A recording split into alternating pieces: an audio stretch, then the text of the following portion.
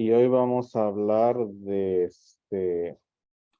cómo la Corte Suprema interpreta la Constitución y crea precedente.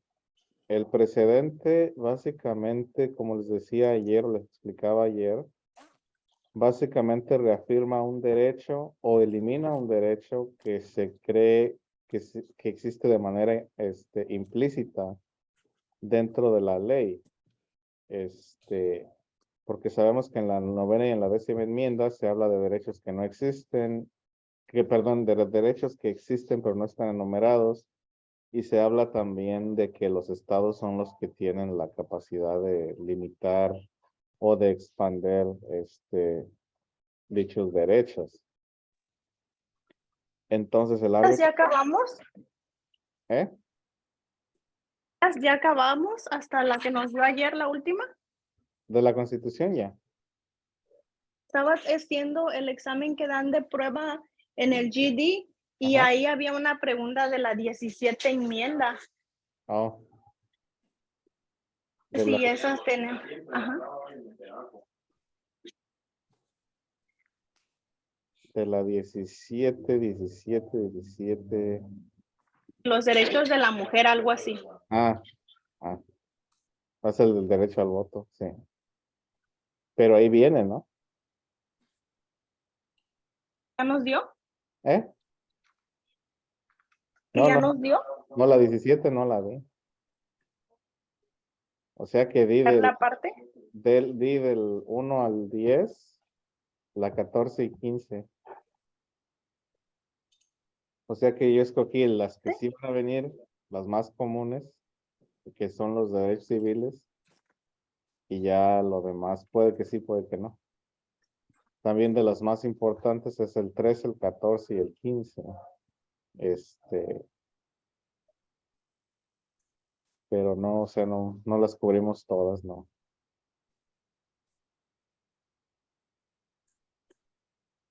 Nada más las mencioné también un poquito, como la de la prohibición del alcohol y después la eliminación de la prohibición del alcohol. Este, el derecho al voto a los 18 años, el derecho al voto ya no basado en género. Este,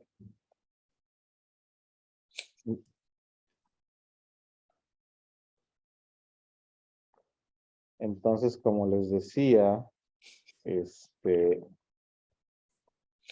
siempre ha habido controversias acerca de lo que implica la ley o de qué ley se puede hacer, qué ley no se puede hacer, o qué es constitucional y qué es no constitucional. Entonces, la primera controversia fue Marbury contra Madison. La controversia era de que si la Corte Suprema tenía la capacidad de interpretar la ley y de que lo que dijera la Corte Suprema se aplicaba a nivel nacional. Y en esta decisión, pues la Corte Suprema llegó a la conclusión de que sí, de que ellos tienen la autoridad de interpretar la ley y de lo que ellos digan se aplica a nivel nacional. Entonces, básicamente, aquí la Corte se aplica esa autoridad basado en lo que interpretaron en la Constitución.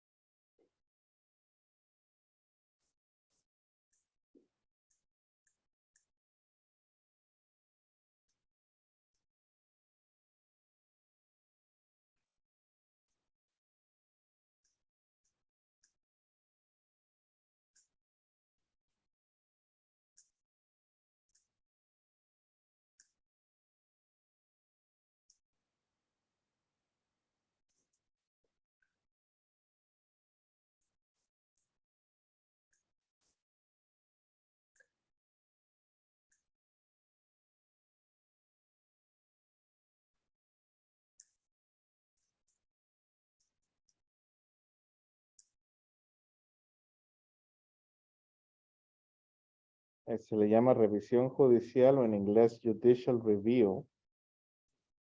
O sea que básicamente la corte se da esa capacidad, ¿no? De ver si ciertos estatutos cumplen o no cumplen con la Constitución.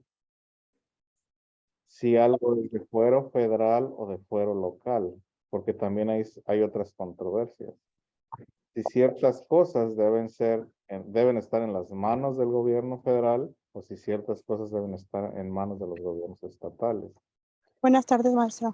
Buenas tardes. Entro y salgo. Mis hijos están malitos y estoy en el doctor. Está bien, no hay problema. Gracias. De nada. Ay, no.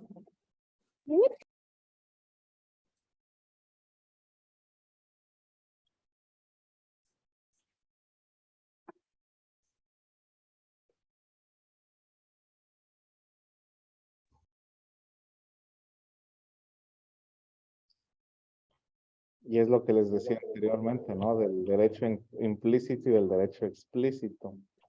El derecho explícito está, o la ley de manera explícita está tal y como está plasmada en la página, ¿no? Exactamente como está escrita.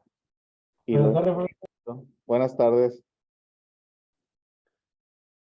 Y lo implícito, pues, es lo que se le puede interpretar, ¿no? Es lo que se le puede sacar de una interpretación de entre líneas.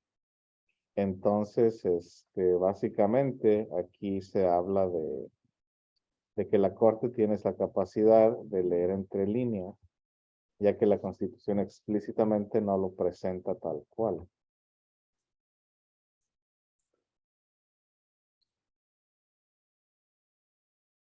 ¿Ya le puedo cambiar? No, un poquito más. Me espero. No hay prisa. Gracias. De nada.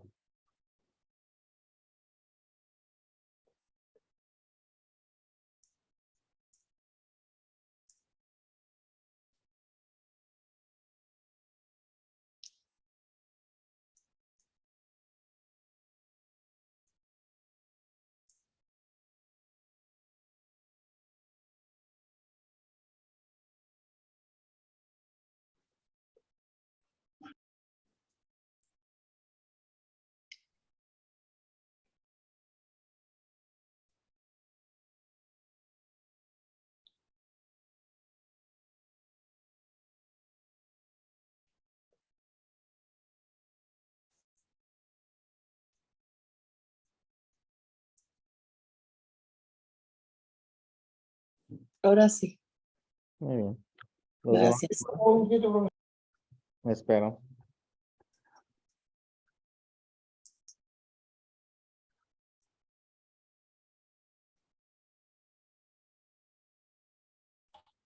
Profesor, perdón, ¿y quiénes eran Marbury versus Madison? Madison era creo que era vicepresidente en ese momento. Y la controversia era de que si la Corte Suprema tenía la capacidad de interpretar la ley y de que si se aplicaba la ley de manera, o que si que si la Suprema Corte tenía la capacidad de decir que algo era constitucional o no.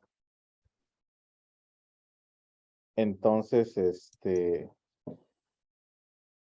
llegó a problemas, creo, por un asunto en Maryland, no me acuerdo exactamente. Pero el chiste era de que ellos decían es que la Corte Suprema no tiene la capacidad de interpretar algo como constitucional o no constitucional. Y la Corte Suprema decidió que sí, que ellos tenían la capacidad de tener la autoridad o la capacidad de tener esa revisión judicial. De decir, esto sí es constitucional, esto no es constitucional, esto es local, esto es nacional, etcétera, etcétera. O sea que básicamente fue la primera decisión de la Corte Suprema en cuanto a la Corte Suprema. Profesor, muchas gracias. Sí, de nada.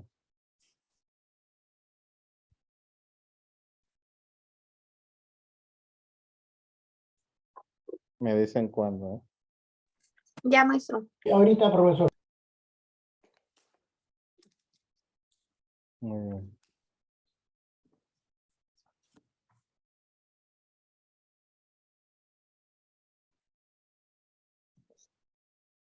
Igual McCullough contra Maryland. Y hablamos una vez más de poderes implícitos, no de poderes explícitos, de que se lee entre líneas.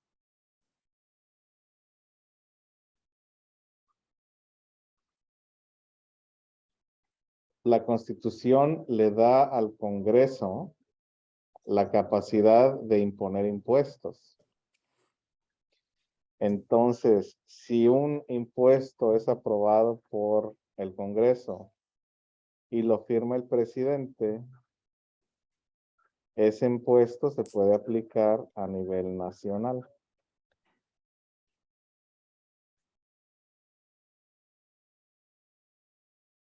Igual, la Constitución dice que que el gobierno es la única entidad que puede imprimir dinero.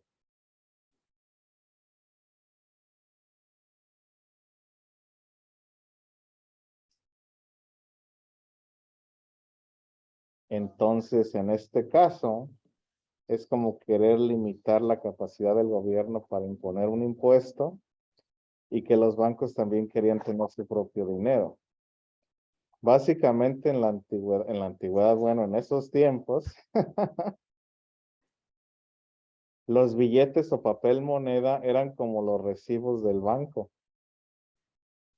No existía tampoco en sí lo que era un cheque, sino que el banco, usted iba al banco y depositaba sus monedas de oro o de plata y le daban un recibo, y ese recibo decía que era un vale por, supongamos, 50 monedas de oro. Entonces, esos vales los podían pasar de una persona a otra. No tenían un nombre, simplemente el banco lo daba. Y a veces lo que los bancos hacían era de que prestaban notas, aunque no tuvieran la solvencia, con la esperanza de que no toda la gente al mismo tiempo iba a ir a sacar su dinero o sus monedas de oro o de plata. Entonces, pues eso era problemático también. Pues en este caso se le da autoridad al gobierno federal a regular todo eso.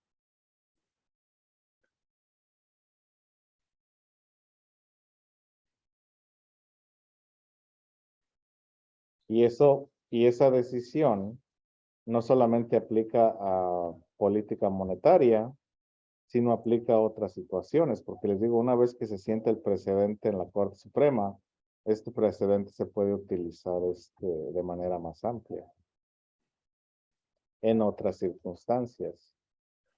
¿Ustedes? Sí, claro. Sí.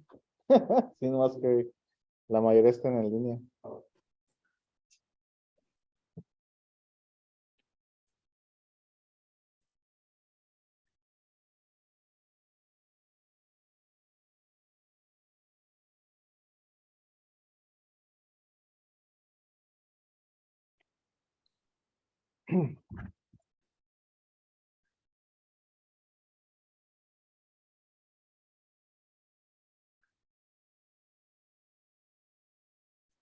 ¿Ustedes?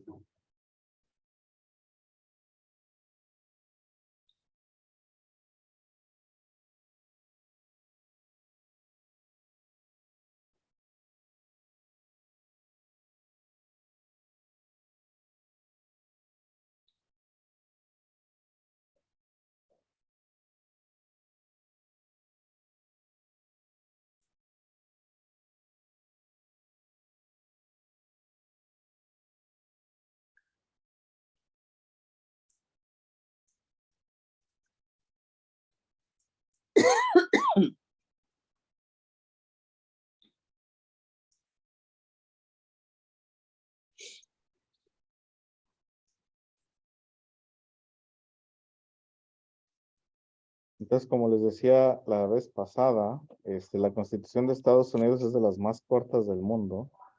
Nada más tiene 7 artículos y 27 enmiendas. Entonces, de ahí se tienen que interpretar muchas cosas.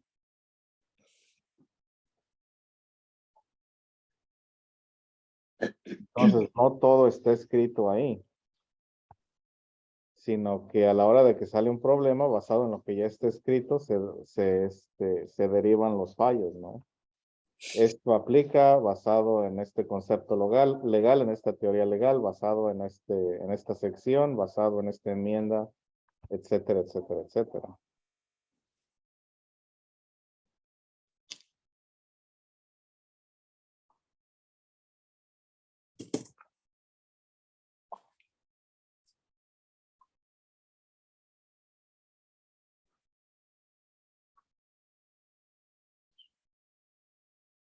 Profesor, o sea, esta línea se refiere también a, por ejemplo, a cuando en la actualidad existen ciertos, bueno, no son como, no son bancos, ¿no? Pero son como pequeñas organizaciones que la gente empieza a guardar dinero pues porque le dan mayor, ¿cómo se dice? Mayor ganancia, por si no me acuerdo el nombre. Por los intereses, pero después se dan cuenta pues que es algo ficticio, entonces ahí donde interviene, creo, el gobierno, ¿no? Son como, ¿cómo le llaman? Cadenas, creo, no me acuerdo cómo le llaman así, bueno, así que como se conoce, ¿no? Así en el ambiente de nosotros. Sí. No, pues eso es parte de la regulación federal, sí, porque el gobierno federal es el que se pone pues política monetaria y hay ciertas situaciones o ciertos productos financieros que no son legales, como esas cosas, o sea, sí. Entonces aquí era ese era el problema, ¿no? De que pues los bancos decían que el gobierno no tenía la capacidad de regularlos, porque él no decía eso en la Constitución, pero, perdón, la Corte Suprema decidió que sí, que hay cierto nivel regulatorio que los bancos deben de seguir y que el gobierno federal tiene esas capacidades. Ahora, hoy en día también hay una cosa que se llama credit unions o uniones de crédito, que son comunitarios. Ellos no son parte del sistema bancario, pero tienen una regulación también estricta del gobierno estatal y del gobierno federal. Y eso es muy diferente a lo que son las criptomonedas, donde no hay absolutamente ninguna regulación. Y ahí el que gana, gana y el que no, no. Buenas tardes. ¿Ya le puedo cambiar? Sí. ¿Sí, todos? Sí, profesor. Sí, maestro, está bien. Después tenemos, y aquí se me faltó una, ya no sé por qué no la puse, pero me brinqué otra muy importante. Creo que la voy a poner porque si no se me va a olvidar.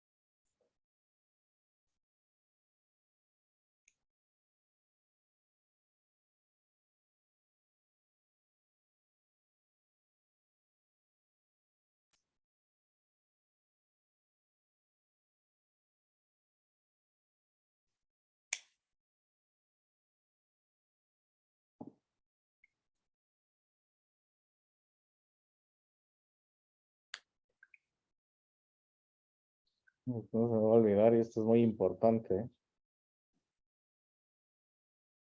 En el caso de Plessy contra Ferguson, básicamente se terminó la esclavitud, se termina la desigualdad ante la ley supuestamente, y ya pues la gente exesclava quiere ir a la escuela o quiere mandar a sus hijos a la escuela.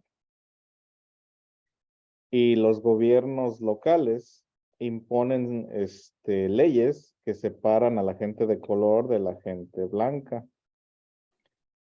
Entonces, un hombre afroamericano decide demandar y decir es que nosotros también tenemos derecho bajo la 14ª enmienda, porque todos somos iguales ante la ley. Pero en este momento la Corte Suprema también estaba llena de racistas, era una corte reaccionaria.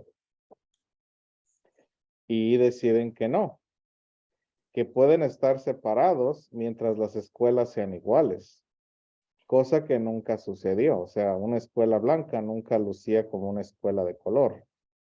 A las personas de color no se les abrían parques ni albercas, no se les tenía acceso a bibliotecas. Entonces, esto era falso.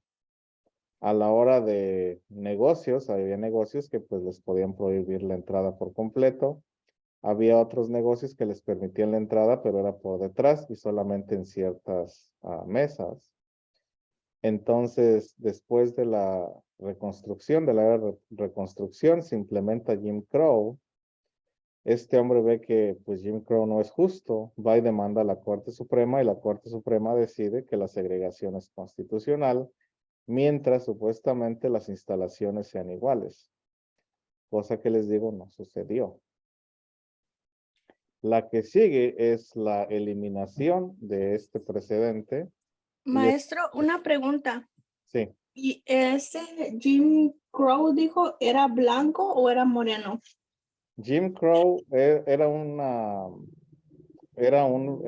personaje ficticio. Oh, ok, sí, porque le iba a preguntar por qué a él sí como que lo oyeron más que a los otros.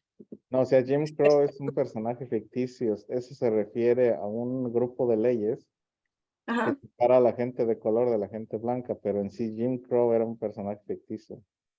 Ah, ok, gracias. Sí.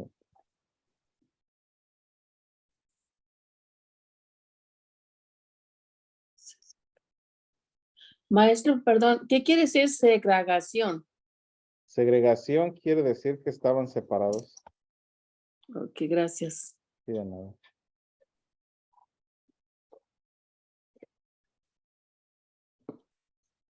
Sí, cuando hay segregación, separamos a la gente. No les permitimos que tengan acceso a los mismos servicios ni a las mismas instalaciones.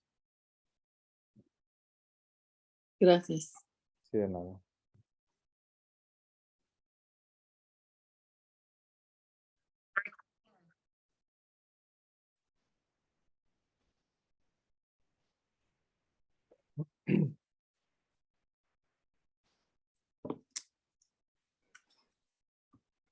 Entonces, como les decía, aunque la Constitución dijera que había igualdad ante la ley, en práctica no era el caso. Porque ya en el sur empezaron a implementar leyes contra la vagancia, por ejemplo, que era ilegal para las personas de color no trabajar. Entonces las arrestaban, los echaban a la cárcel y los hacían esclavos otra vez. Eso de no tener acceso a las escuelas, que los niños blancos tenían acceso, el no tener acceso a ciertos trabajos y todas esas cosas, ¿no? A raíz de esto empezó a haber se le llamó la gran migración de gente de color hacia el norte.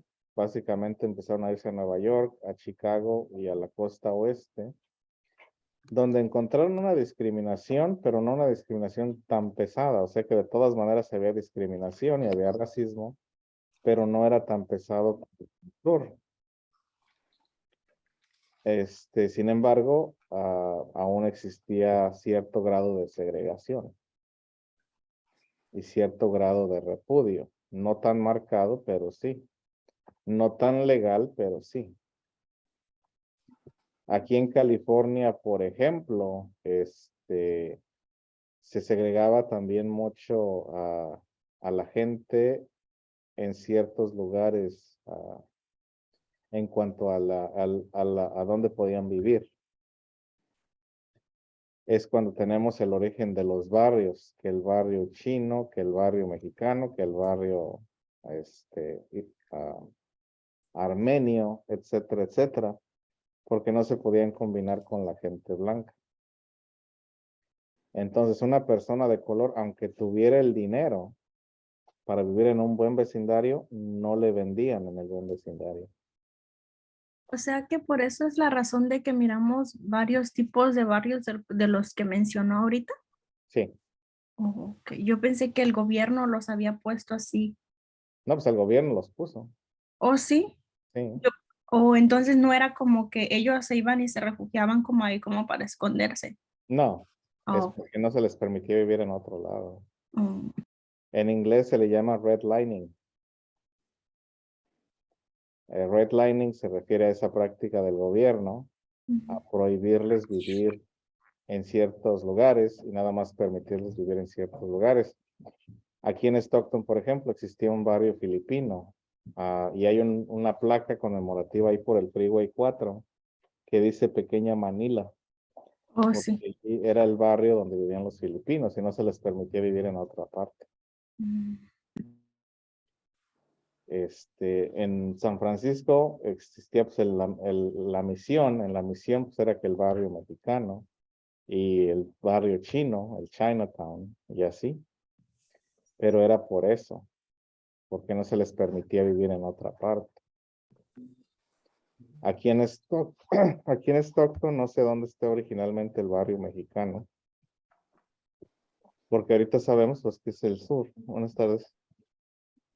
El sur de Stockton pues es el lugar, es el barrio de aquí, es donde viven las minorías, los mexicanos.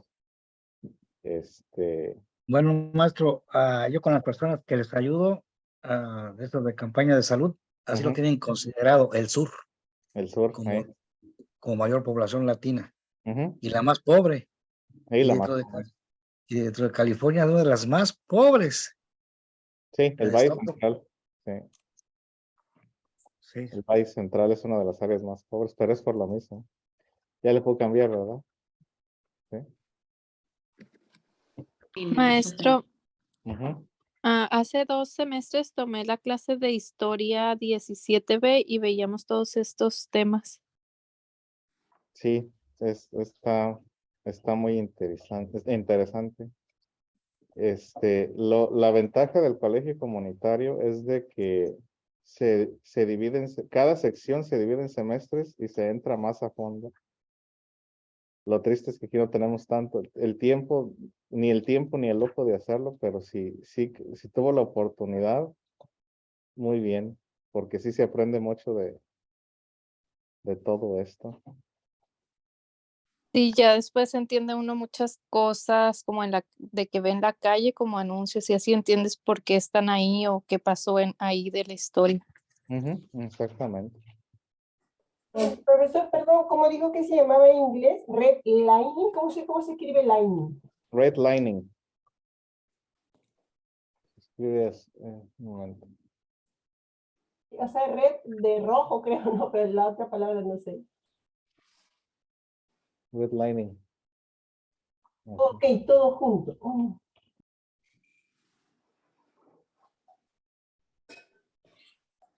Entonces, en el redlining, como les decía, se divide por razas,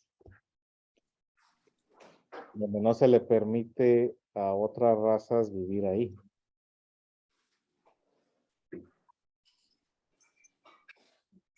Entonces, aquí se determina que estos lugares son para cierta raza, estos lugares son para cierta raza, y la gente que vive aquí no se le puede permitir comprar casa acá, etcétera, etcétera, etcétera. Entonces, todavía vivimos con las consecuencias de ese redlining.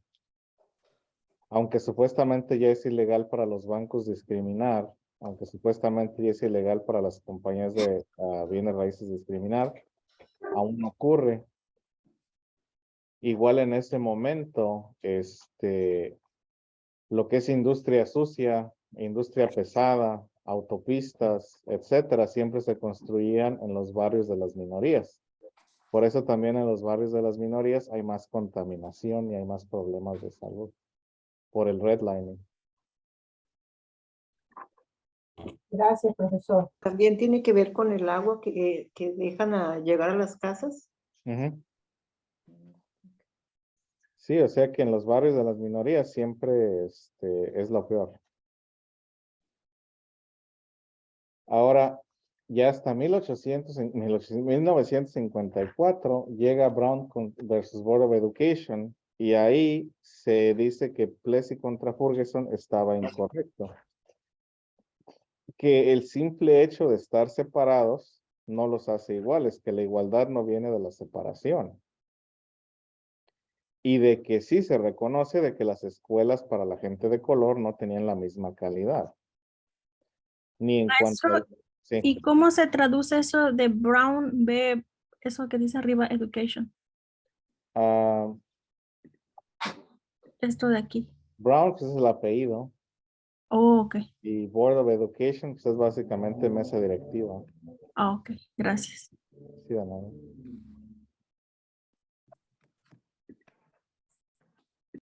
Entonces aquí hablamos de que por el simple hecho de estar separados, no hay igualdad. Entonces se está violando la 14ª enmienda, porque si hay igualdad, no debe de haber separación.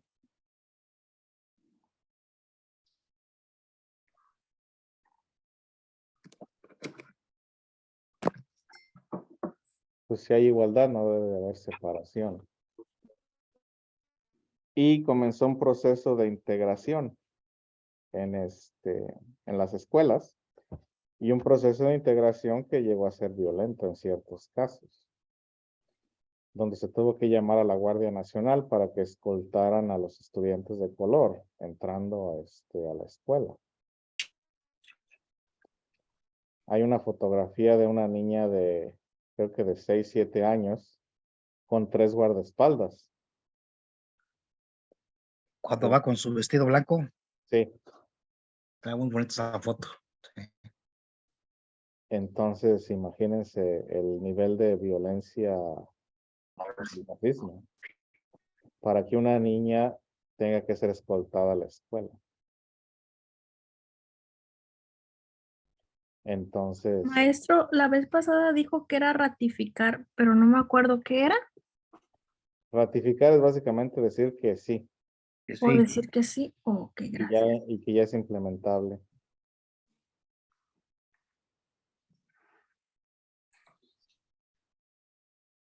Pues ya cuando hablamos de los derechos civiles en sí, vamos a explorar esto un poquito más a fondo. Pero básicamente aquí se utiliza ahora sí la 14ª enmienda como está escrita, de que todos somos iguales ante la ley y que todos tenemos los mismos derechos. Entonces, el separar escuelas basado en raza o el separar espacios públicos basado en raza, violaba ese precepto de igualdad. Aunque para hacerlo más firme se pasó el Acta de Derechos Civiles del 62, la cual pues básicamente establece ahora sí como ley, la no discriminación. Porque hubo varias cartas de derechos civiles, pero no eran muy débiles a comparación de la última. Y básicamente este fue el inicio de todo eso. Porque para este momento todavía había tensión racial demasiado fuerte y el gobierno federal de Eisenhower en realidad tampoco quería meterse en problemas. Y ya después con la elección de Kennedy en el 60 como que tampoco querían meterse mucho en lo que era los derechos civiles hasta que pues acabaron con Kennedy y entró a Lyndon Johnson, quien era tejano, quien tenía pues menos miedo de quedar mal con los racistas demócratas. Kennedy pues era un demócrata del norte, era católico y pues la gente no lo quería porque era católico y porque era irlandés. Y consideraban pues que supuestamente se dejaba ir por lo que hacía el Papa, entonces también era muy tímido en cuanto a la integración y ese tipo de cosas. Pero ya cuando Lyndon Johnson entra al poder como presidente, él es de Texas, es protestante, le sabe la onda al Partido Demócrata Sureño y logra negociar que se pasara a el Acta de Derechos Civiles, pero él mismo admitió que iba a perder al voto blanco por generaciones. Porque básicamente el voto blanco era eso, segregacionista. En este tiempo también el gobernador de Alabama era un segregacionista fuerte. Él dio el discurso de segregación hoy, segregación mañana y segregación para siempre. Él básicamente impidió físicamente que estudiantes de color entraran a la escuela. Entonces, O sea que él sí era racista. pues supuestamente en secreto no, pero públicamente sí, porque supuestamente él también cuando era joven trató de trabajar en casos de igualdad, pero se le echaban encima y nunca ganó hasta que se convirtió en un demócrata conservador y y tomó la batuta del segregacionismo. Hasta entonces empezó a ganar y ser popular, pero cuando era igualdad, no. Igual Lyndon Johnson, cuando él hacía campañas, pues eran campañas segregacionistas en Texas. Y el caso de Lyndon Johnson es particular porque Lyndon Johnson fue maestro de una escuela rural en el sur de Texas. Él fue maestro de gente de mexicanos y de ascendencia mexicana. O sea que ellos cambiaron pues se podría decir su forma de pensar porque les convenía. En cierto modo, sí. Ok. Y otra pregunta, ¿la AACP es por avance de las personas de color? Sí. Ok.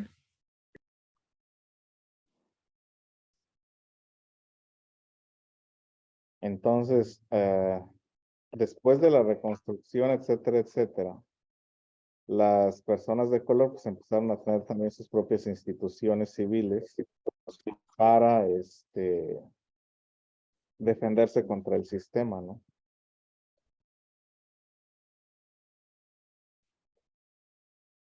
Ya le puedo cambiar. Maestro, otra Sí. pregunta, ¿y Plessy es una persona?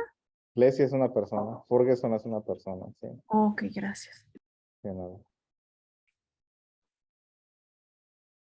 Ahora aquí en Plessy contra Ferguson hay un caso anterior, pero ese no es un caso federal, es un caso estatal. Menéndez, perdón, contra Westminster.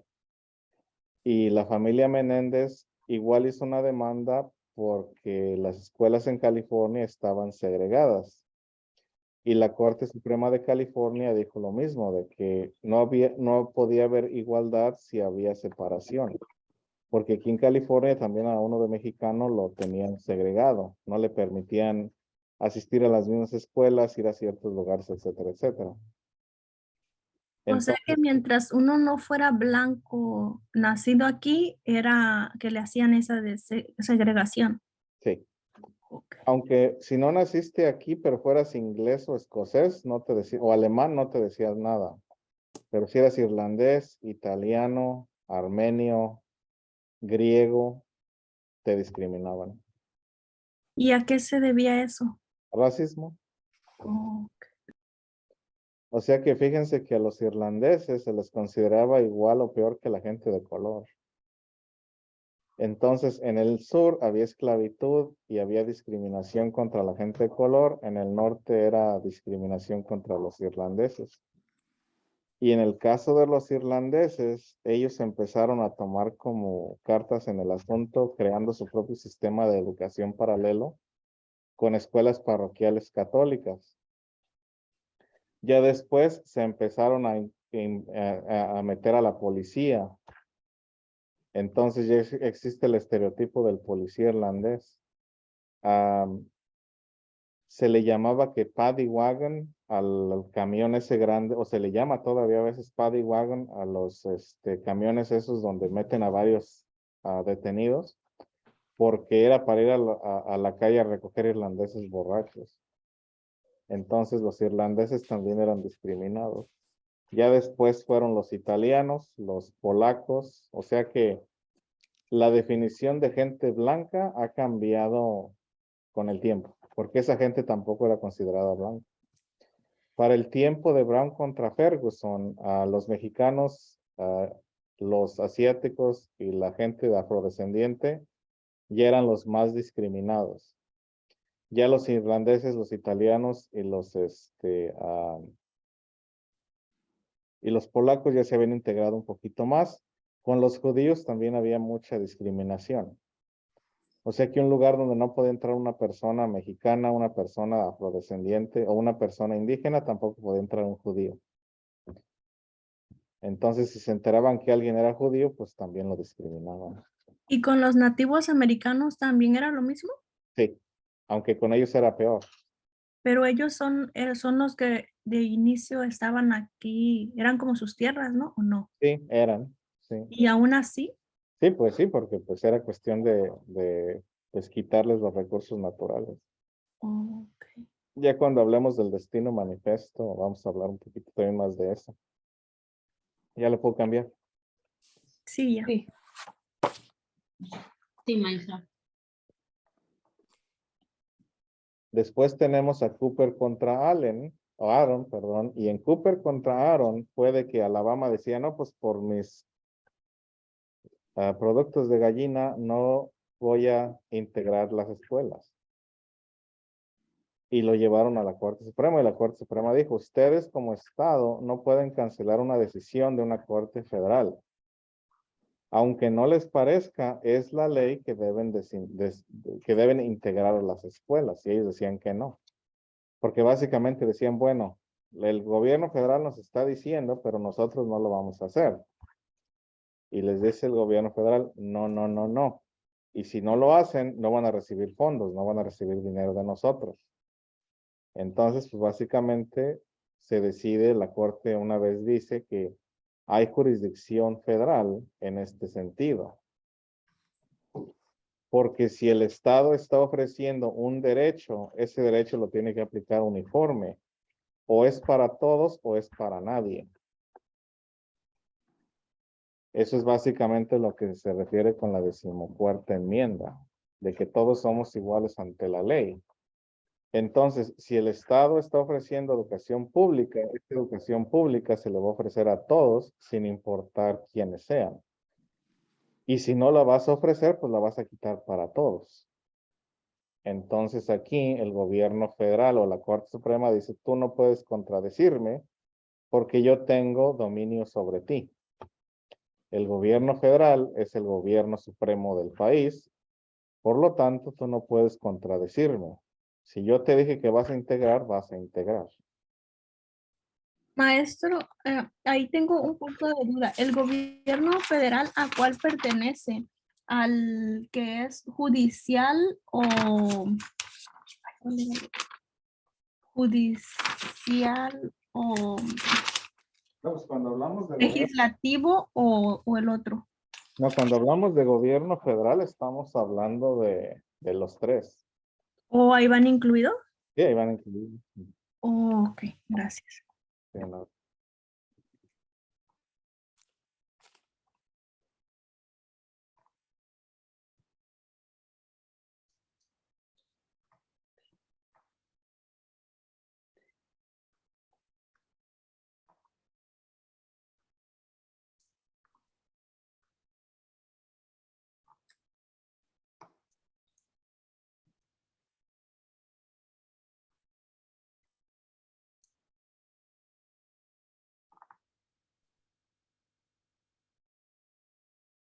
Maestro, ¿y en qué año fue la de Plessy versus Ferguson? 57, 54. Ah, no, Plessy, pero Ferguson fue en 1886. Ahorita lo verifico. Espera. Ok, maestro, gracias.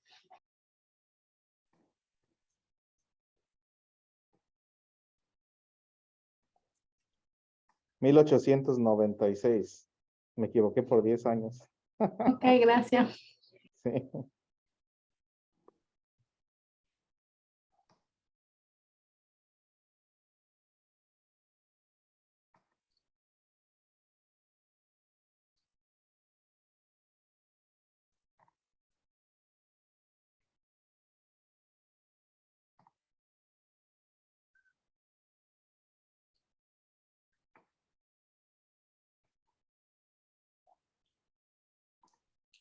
Maestro, otra pregunta.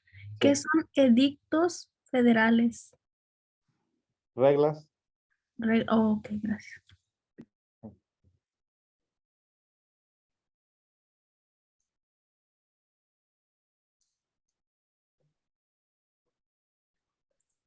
sea que los gobiernos estatales no tienen la capacidad de interpretar la Constitución Federal. Ese poder solamente lo tiene la Corte Suprema o los jueces federales, no las cortes locales ni las legislaturas locales. Entonces, una legislatura local no puede decir, no, es que esa ley no es constitucional, por lo tanto no la vamos a seguir. No está dentro de su campo, no está dentro de sus facultades. La Corte Suprema lo dijo en Marbury contra Madison, que solamente la Corte Suprema puede tener ese poder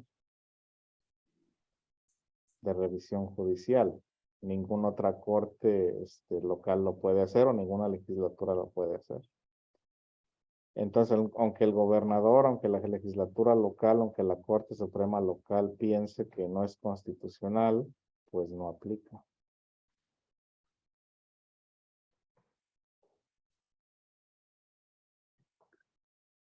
Solamente la Corte Suprema tiene esa capacidad.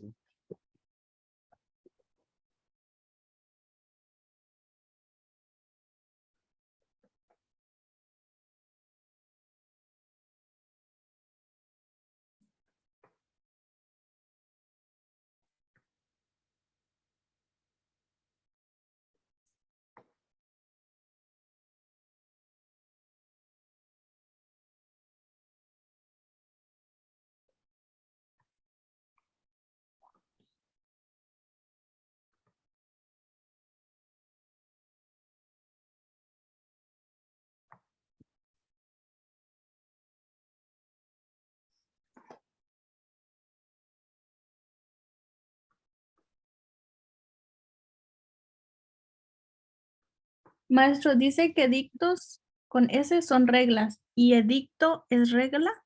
Sí, Ok, gracias. Perdón. sí, de nada, no hay problema.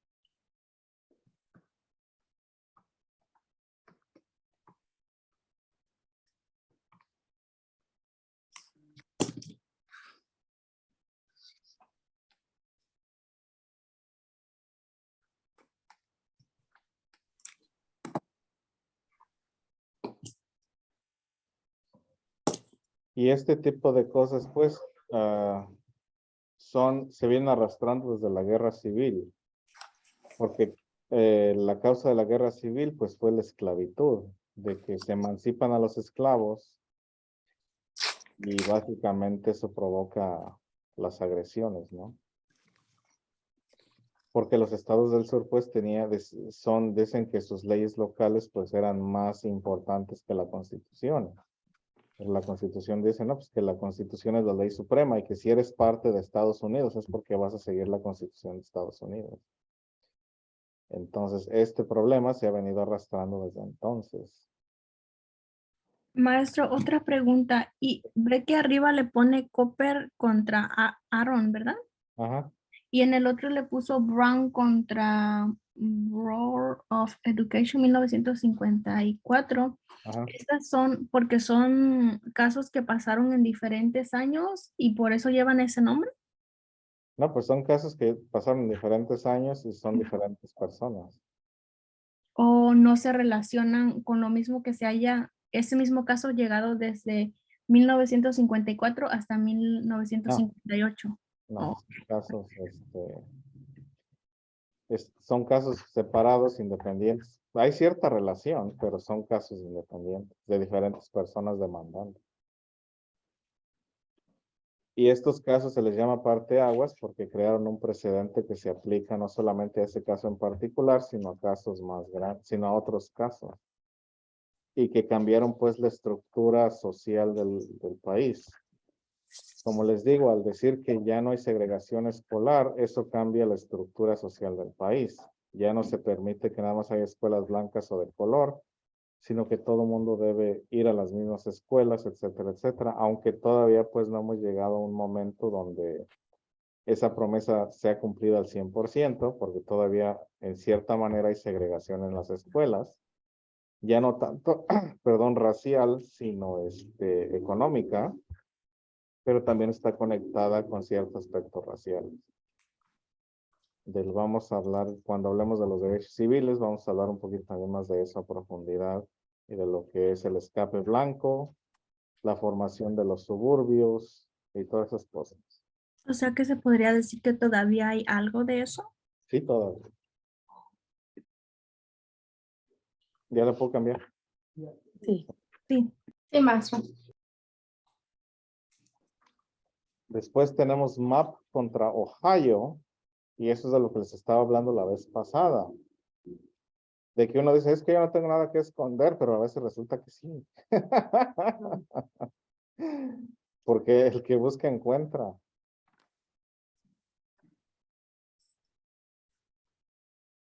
¿Y se pronuncia Ohio? Ohio, ajá. Ok.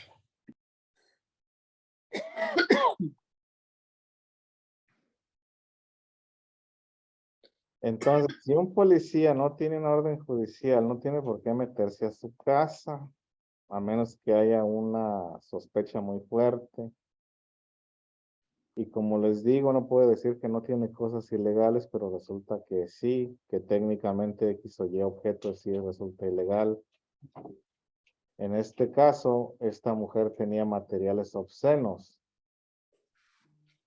Y materiales obscenos no era pornografía, era simplemente materiales para ayudarle a una mujer a cuidarse y no embarazarse. Entonces, esto se ata a otra controversia social en cuanto a la segunda ola feminista, donde a la mujer ya se le daba más libertad con su cuerpo.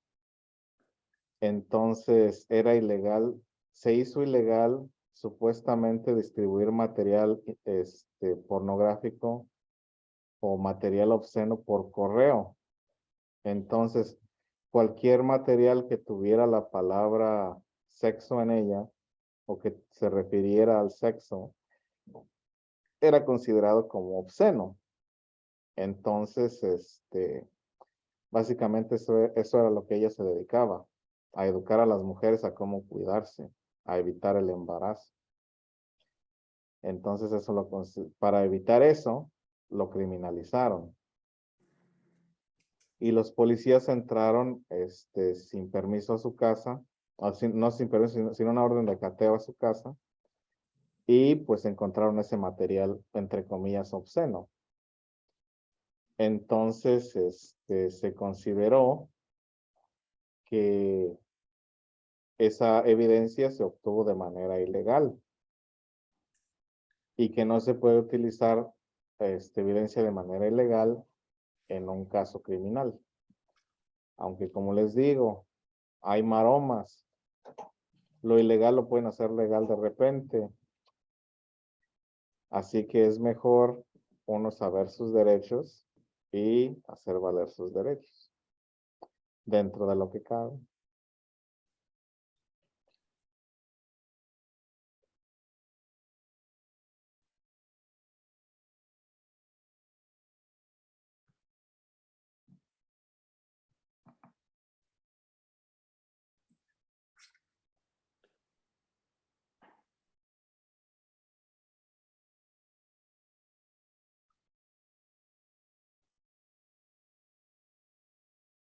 Y como les digo, pueden ser cosas inocentes.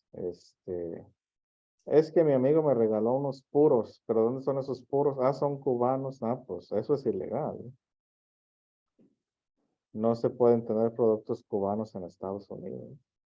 Y son unos cigarros. Y dice uno, pues el cigarro no es ilegal.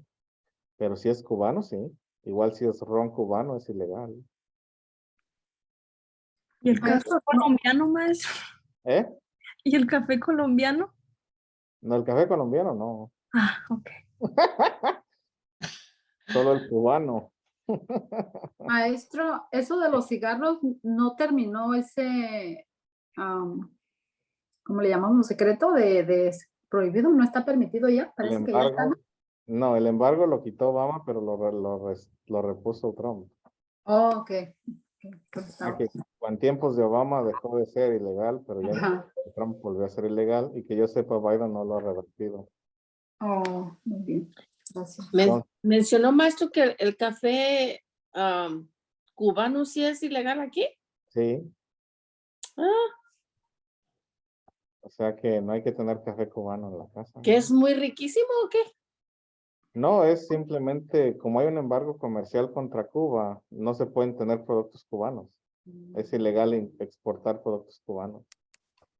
Ah, Entonces, no se pueden tener cigarros cubanos, café cubano, ron cubano, azúcar cubano, nada que venga de Cuba.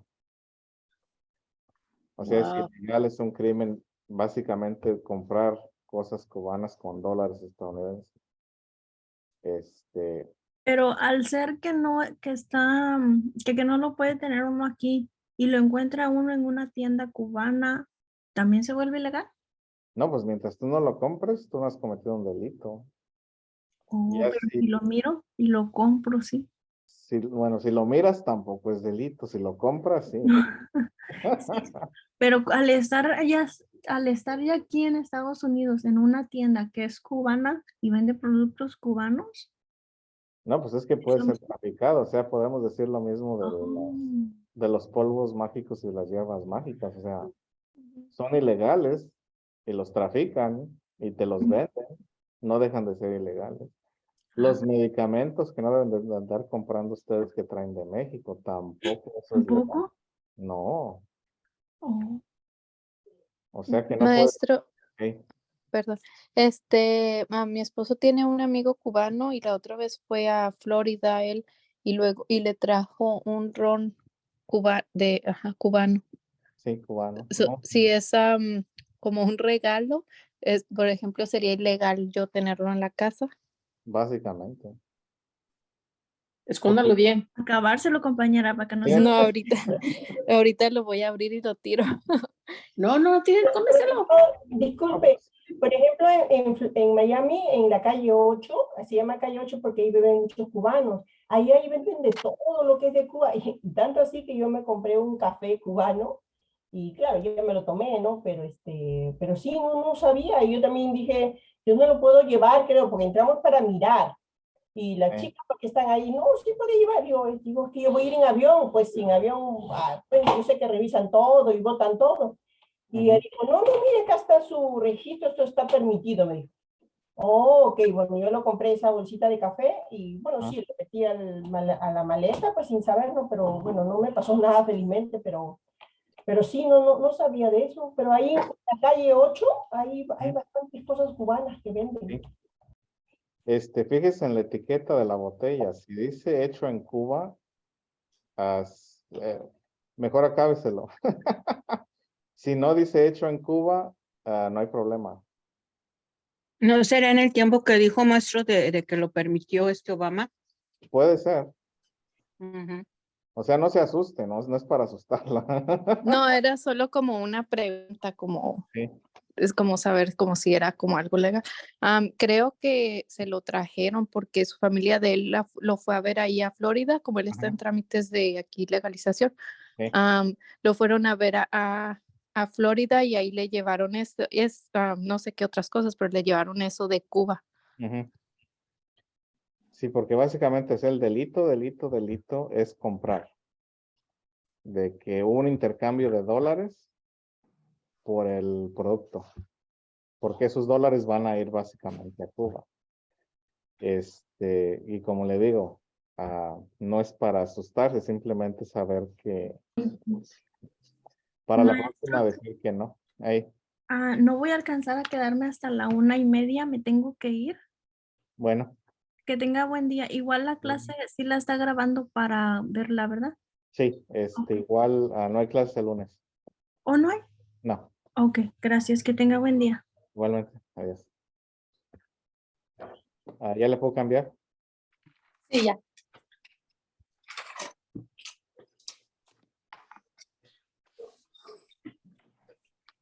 Y después tenemos Gideon contra Wainwright, y también hablamos de eso ayer, de la representación pública. Salud.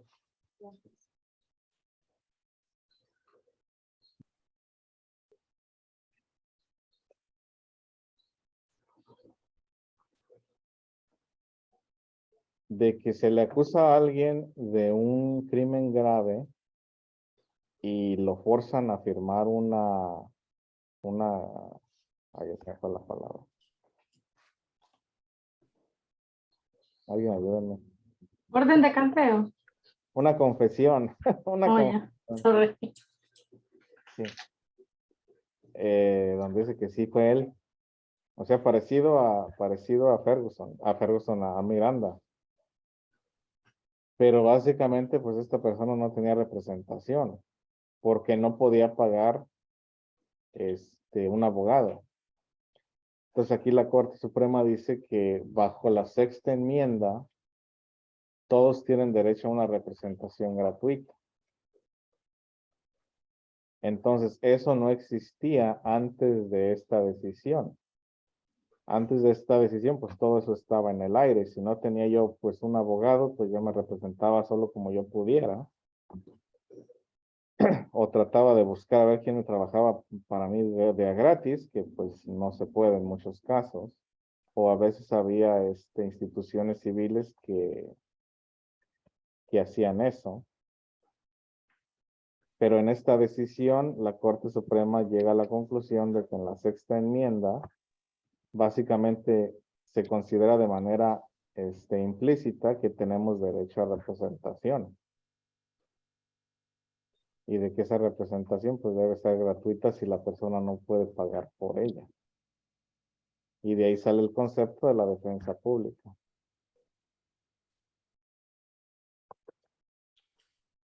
Maestro, Sí, esto, digamos, son lapsos, las cosas que pone, digamos, Gideon versus Wainwright, son lapsos que ponen en la historia de cosas que ocurrieron, son o de casos, mandatos que hubieron. Es que no le termino de entender. son demandas. Oh, Pasa algo y hay una demanda. oh, ya. Entonces estas han sido las más famosas de la historia, por así decir. De las más famosas, sí. Ok, gracias. E importantes, no solo famosas. Ujú, importantes. Sí. Sí, porque imagínense, o sea, estaban las enmiendas, pero todavía, como usted dice, estaban en el aire porque no había habido un caso que tal vez la meritaba aplicar. Sí. Ok. Entonces, en este caso, por eso son parteaguas, ¿no? Porque, pues, básicamente cambiaron las dinámicas sociales. Como les decía antes de este caso, pues, no había una defensa, pública. Cada quien se rascaba con sus uñas. Y en este caso, pues, esta persona decidió demandar y se llegó a la Corte Suprema. Y la Corte Suprema decidió que sí, que había un derecho implícito en la Constitución a una defensa pública. Porque pues no todos tenemos dinero para un abogado. Ahora bien, como les decía ayer, el problema es de que los abogados de defensa pública pues no tienen tiempo para en realidad crear una buena defensa. Y también son abogados a veces que son muy verdes, que no tienen experiencia, que son recién graduados, que es su primer trabajo que encuentran, porque pues lo que quieren ellos es trabajar para una firma grande, pero como no tienen la experiencia para estar en una firma grande, pues empiezan como defensores públicos para tener experiencia y como dice el dicho, echando a perder se aprende, y pues aquí echan a perder. Entonces, Profesor, pero eso es en casos criminales solamente, ¿no? sí, No en casos civiles. No, caso civil no. Y ese precedente me parece que no era ni abogado quien defendió al acusado, ¿no? De eso no les sabría decir. Sí, me parece que él no era ni abogado. Tenía cierto conocimiento y eso, pero que se Sí. vea como autodidáctico, Ujú, ujú. pero no era abogado de profesión. Sí, porque también está la otra, de que aquí en California, por ejemplo, no necesita ir a la escuela de leyes en sí para ser abogado mientras pase el examen de barra. Entonces, igual la representación legal, cualquiera puede ser mi representante legal, aunque no tenga ni experiencia ni estudio. Como les decía Ahora, también, sí. algo que dijo ayer, uno sí está obligado a decir el nombre cuando está bajo arresto. Si le dicen que está bajo arresto, está obligado entonces en ese caso de dar su nombre y y de dar ID. Pero si no está arrestado, por eso es importante preguntar, ¿estoy bajo arresto? Y Ujú. muchas veces ellos quieren llevarlo como que es una simple plática la que están teniendo, que Ok. solamente quieren saber porque ellos tienen que documentar el stop que hicieron o con quién estuvieron hablando y cosas así. Ujú. Pero entonces pero para eso tiene que estar bajo arresto. Si pregunta, ¿estoy bajo arresto? Y dice no, entonces no tiene la obligación de hacerlo. Ahora, si en el momento que le dice, sí, está bajo arresto, debe uno preguntar cuáles son los cargos, o sea, de qué se le está acusando, porque es otra cosa que ellos tienen que decir, ok, si te está acusando de esto, no que sea culpable, no, solamente Sí. una acusación. Acusación, ajá. Entonces ellos tienen que decir, estás acusando de esto y estás arrestado. Entonces sí tiene la obligación uno. Sí, eso es lo que sí, o sea, Porque ellos pueden decir que está arrestado, pero si no tienen una causa por la cual lo están arrestando, entonces tampoco es un arresto legal. ilegal. Ajá. Yeah. Exacto. Sí, porque si no me acusan de algo, no me pueden arrestar. O sea, estás arrestado, pero ¿bajo qué preceptos? Exactamente. Y como les digo, en el caso de una parada de tráfico, técnicamente no está bajo arresto en cuanto le echan las luces. Ya que si me paran en la calle caminando, exactamente, o sea, si no estoy bajo arresto, no tengo que decir absolutamente nada. Así es. ¿Ya le puedo cambiar? Sí. Sí, Y ahora viene, ahora sí la otra, la buena, Miranda contra Arizona, la que también les estaba comentando ayer.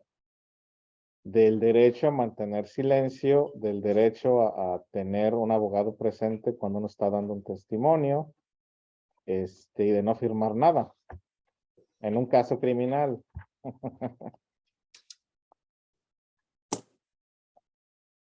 Porque aquí básicamente a Miranda lo acusan, lo presionan. Como les digo, la tortura psicológica técnicamente está dentro de los límites. Mientras no le hayan dado el tehuacanazo, no hay problema. Se le puede presionar psicológicamente, de eso no hay una restricción. O sea, lo único que no se le puede hacer es torturarlo físicamente, no permitir que se duerma, etcétera, etcétera. Eso sí es tortura de la otra. Pero el estarte atormentando psicológicamente, pues se permite. Entonces, lo presionan, firma, etcétera, sin haber consultado a nadie, sin él saber sus derechos. Y de ahí es donde salen los derechos Miranda, que la policía te debe dar a tus derechos una vez que dice que estás bajo arresto, para así entonces, tú no autoincriminarte y no firmar nada si no sabes lo que estás firmando, nunca firmar nada en blanco, porque sí, como lo menciona Rafael, a veces también lo tratan como una plática para que uno se sienta casual y nada más platique, pero no es una plática, es una interrogación, de que todo lo que uno diga lo van a usar en su contra. lo que decía Leti también ayer de las películas o de las series, ¿no? De que te ofrecen un vaso de agua y pues tú agarras la lata, agarras la taza de café y ya tienen la taza de café tus huellas, ya no ocupan una orden de cateo, bla, bla, bla. Tecnicismos por el estilo. Pero sí es muy importante, o sea, aunque uno sabe que que es inocente, simplemente mantener la boca cerrada hasta que no esté un abogado presente y el abogado va a decir qué contestes, qué no contestes. Si la pregunta En el caso que ya le dieron sus derechos, ellos van a querer seguir hablando. Y ya desde ahí ya está desprotegido. Cualquier cosa que diga se va a ser puesto en los, ¿cómo le llaman? Discovery, ¿eh? Sí, en Discovery. Ajá. Sí. Sí, o sea, y como mencionaba usted mismo, o sea, van a querer platicar y va a oírse como plática, pero no es plática. Es Le van a interrogación. decir que le quiere ayudar y que es su amigo, pero Sí. No hay preguntas casuales como, no, pues, ¿y de dónde vienes? ¿Y a dónde ibas? ¿Y cuáles eran tus planes esta noche? Cositas que se oyen inocentes, pero no lo son. Es también Pero con como, esas cauciosas, maestro, han sí, atrapado a muchos asesinos en serie y eso, porque igual a mí me gusta ver ese programa en Discovery ujú, y cuando no tienen una evidencia concreta, buscan el menor pelito para unir a la persona y ahí ya, como dice el compañero, ya comienzan a interrogarlo de manera, si ya fue interrogado a la persona y no se le halló una acusación concreta o una manera de acusarlo concretamente, entonces lo van siguiendo así minuciosamente hasta que ya tienen algo concreto, pues. sí. Y la cosa pues que parece plática casual. O sea, eso también es una táctica de interrogación que se hizo en la Segunda Guerra Mundial. Hubo un experimento donde básicamente se hacían interrogaciones con violencia y en otros se les platicaba y se les invitaba un panecito y ya agarraban confianza y hablaban porque era plática. Entonces, así con la policía. Igual como cuando les enseño lo de ah, lo de la ciudadanía, de que ustedes están en su entrevista de naturalización o en su entrevista de la Green Card y va a parecer plática, pero no es plática. Les están preguntando lo que pusieron en la aplicación de manera casual. Entonces, así empiezan a salir las cosas, de que no estamos psicológicamente poniendo ninguna Preparado. defensa. De que, pues oímos que es plática, pues yo le platico. ¿Qué puede pasar? Ella le y es que a cambiar. nosotros los seres humanos nos gusta Permíteme. hablar de nosotros, ¿verdad? ¿Cómo?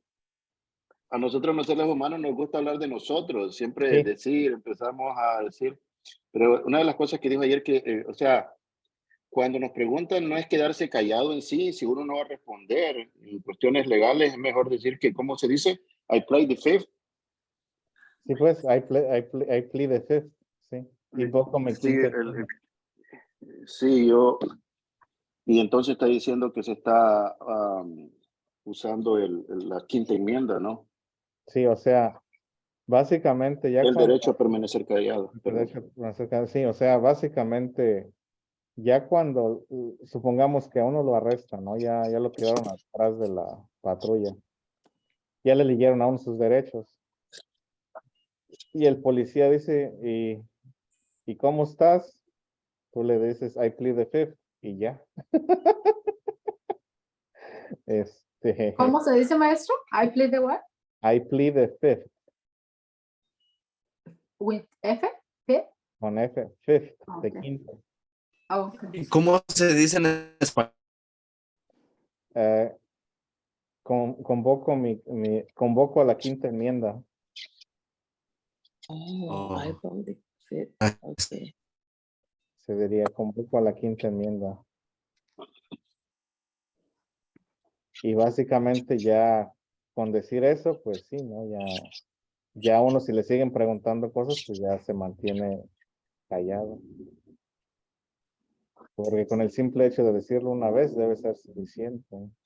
Y como les digo, aunque sea plática, ¿quieres McDonald's? I plead the fifth. Maestro, pero en caso de que te digan repítelo, I plead the fifth. Y ya. pero podemos repetirlo varias veces. Una vez, con una vez. 2, 3 veces ya eso es troleo. Como la maestra No. esa que repitió mucho la palabra que está ahorita en problemas. Porque ni modo que no oiga la quinta vez, pues I plead the fifth. Y ya. Y si siguen ellos hablando, pues uno ya se mantiene en silencio. Profesor, ¿puede spelling esa palabra, por favor? Sí, voy a escribirla. Sí, maestro, mejor por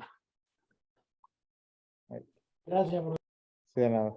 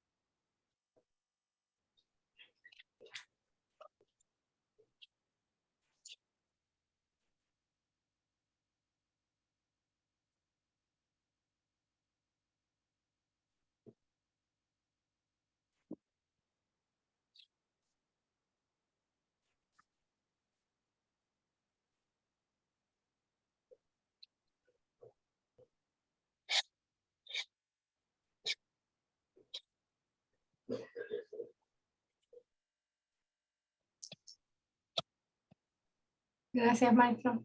Sí, de nada.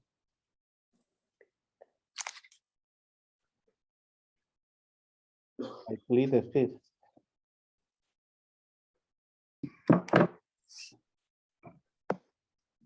La parte de abajo es, está explicando cómo pronunciarla. Sí. Okay. Y en español, pues invoco la quinta enmienda. Okay. ¿Invoco? Invoco. Ok. Maestro, y Sí. estas, pues como demandas, como dijo, por ejemplo, como ahorita es Miranda contra Arizona, una de las anteriores fue la Cooper contra Aaron. Ajá. Estos son como nombres de personas que, vamos a decir, que iniciaron esta demanda, tema, o Sí, por qué son los son? que acusan. Ok. O sea, Miranda es el que acusa y Arizona es el que debe defenderse. Porque Arizona fue el que cometió la falta según Miranda. Y así. Oh, él está aquí. Ya lo puedo cambiar. Sí. Gracias. Me parece importante entender, ¿verdad? Si nuestro sistema legal, profesor, acerca de la importancia de los precedentes, que toda la ley, no solamente así, sino es tomado en cuenta casos anteriores. El que más semeja al caso que se está juzgando en el momento. Ajá, sí. A veces puede estar siendo juzgado bajo un caso como guía, pero un abogado mejor puede descubrir otro caso más antiguo que se semeja más aún todavía. Ujú. Y es como llegan a ganar o perder los casos, ¿no? Sí, o sea que se utiliza mucho el precedente. Por eso es que se estudian estos casos, Ujú. porque esos son los que han sentado precedente en estos tiempos y son los que continúan vigentes hasta ahora. Así es, así es. Y es que esa vigencia y ese precedente se puede continuar o se puede romper con una decisión nueva. Por ejemplo, en el caso de Plessy v. Ferguson, es eliminado por Brown Board of Education, porque Plessy era el precedente, pero al reanalizar la 14ª enmienda, se decide que ese precedente, ya no es válido, pero así es. O sea que una vez que se establece el caso, existe ese precedente con el que se pueden litigar casos parecidos. Y exactamente no tienen en sí fecha de caducidad. Un precedente de 1776, si no se ha revertido, continúa válido hasta el día de hoy. Y pues puede ser en casos civiles y puede ser en casos criminales. Y es la ventaja, pues, como les decía, de tener un abogado, de tener un buen abogado, de tener dinero, de que se puede ir a una biblioteca a escarbar y escarbar y escarbar y escarbar, mientras que un defensor público, pues, tristemente no. Ahora, Maestro, sí, ayer usted mencionó que representarse a sí mismo era un error grave. sí. Porque uno no conoce de la ley Okay. y uno no Sí, tiene los recursos para investigar. No solamente eso, creo yo que cuando uno es su propio defensor, está abierto también para hacer ¿cómo le llama? Cuando lo ponen en la silla de hacerle preguntas, y lo cual en abogado casi siempre va a evitar a toda costa ser, ¿cómo llaman? Cross examen. Cross examen, sí. Porque si lo llegan a poner ahí, las preguntas que lo van a hacer, lo pueden hacer que por lo menos el jurado llegue a tener sus convicciones que tal vez es la persona que lo hizo. Por eso es que evitan ser puestos ahí, ¿verdad? Sí. Igual, pues, un abogado, si supongamos el que está acusado decide testificar por X o Y razón, puede filtrar las preguntas, inmediatamente objetar. Y si uno se está representando solo, pues mal está oyendo la pregunta cuando quizás ya está respondiendo cuando la pregunta era objetable. Entonces sí, o sea, todo eso tiene que ver. Ahora la siguiente es Terry contra Ohio. Y en Terry contra Ohio es eso de tener una sospecha para poder actuar sin la necesidad de una orden formal. Entonces, en este caso, esta persona andaba pues sospechosa y cometió un crimen. Entonces, por la acción, la manera en que se estaba comportando esta persona, el policía decidió detenerlo y expulcarle. Y al llegar esto a la Corte Suprema dice que sí, que si el policía tiene una sospecha de que está pasando algo o de que puede pasar algo, me pueden detener y expulcar. Entonces, por ejemplo, si yo ando vestido de cholo y ando merodeando un carro y lo merodeo, aunque no tenga la intención de robármelo, pero tengo el aspecto de que me lo voy a robar. El policía puede detenerme y cuestionarme y expulcarme. O sea, esta es la raíz de este caso. Este es el precedente para lo que se usa en Nueva York del stop and frisk. De que si me ven sospechoso, me pueden detener y me pueden juzgar. Y es donde también entra el perjuicio racial, de que bueno, me ven vestido de cholo y tengo apariencia de cholo. Y por ese simple hecho ya soy sospechoso, también como que no es justo, ¿verdad? Pero según Terry contra Ohio, lo pueden hacer. Entonces, es de una causa probable. Profesor, y eso todavía lo continúan haciendo, porque por ejemplo, cuando se trata de inmigración, bien a las personas que tienen un tatuaje, por ejemplo, claro, visible, ¿no? En el cuello, en la mano, dicen que no, que se lo borren porque ellos pues temen, o sea, no, que uno pertenezca a una cierta pandilla o algo. Entonces uno pues debe de, bueno, cubrirse o taparlo, ¿no? Si es que es en la mano, borrárselo, porque si no es muy posible, dice que, pues que entre a un caso de investigación y pues si le nieguen, ¿no? En este caso primero la residencia. Sí puede existir ese caso. Igual depende del tipo de tatuaje, porque hay tatuajes también que son rituales en ciertas culturas. Pero sí, en el caso de uno como hispanoamericano, pues sí tiene la fama pues de pertenecer a pandillas. Entonces también depende del tatuaje, ¿no? Depende de la vestimenta. O sea, también hay muchas cosas que le pueden dar sospechas a la autoridad. Y en el caso de inmigración, lo curioso de inmigración es de que la Constitución no aplica al 100% porque la persona no es todavía parte de ni está dentro de la jurisdicción de. Por ejemplo, cuando yo me acuerdo en la entrevista de la residencia, pues fue en Ciudad Juárez, no fue en Estados Unidos. Entonces, en sí, la Constitución no aplica porque estábamos en Ciudad Juárez. La Constitución, pues, estadounidense no aplica porque estamos en Ciudad Juárez. Entonces, esa discreción del oficial. Él dice sí, o ella dice sí o no.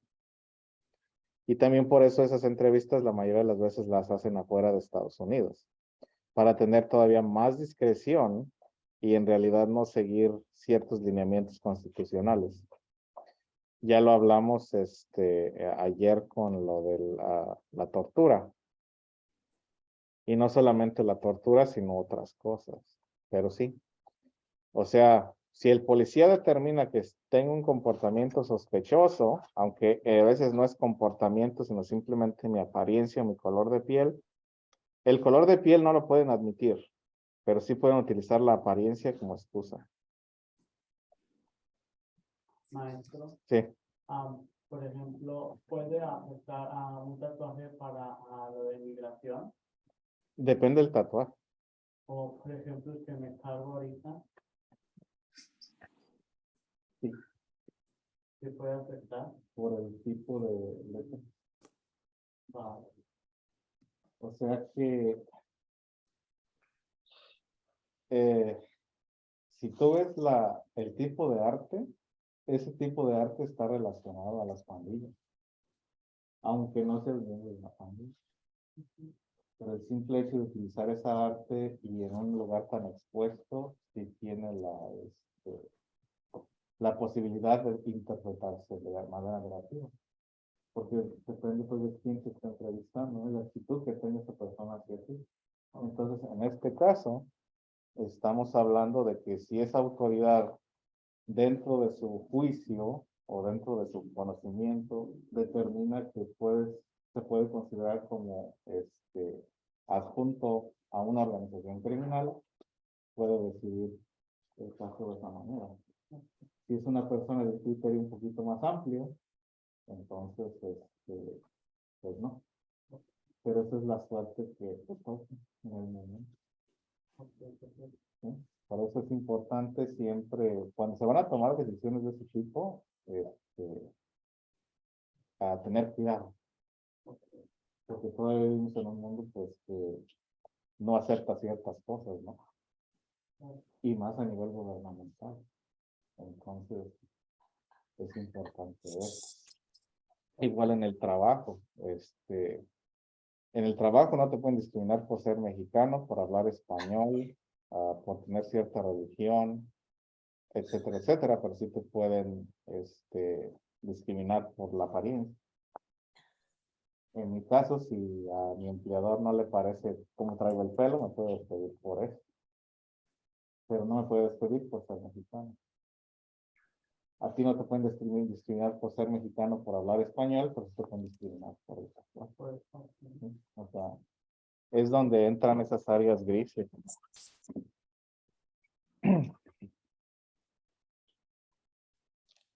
Ya lo puedo cambiar.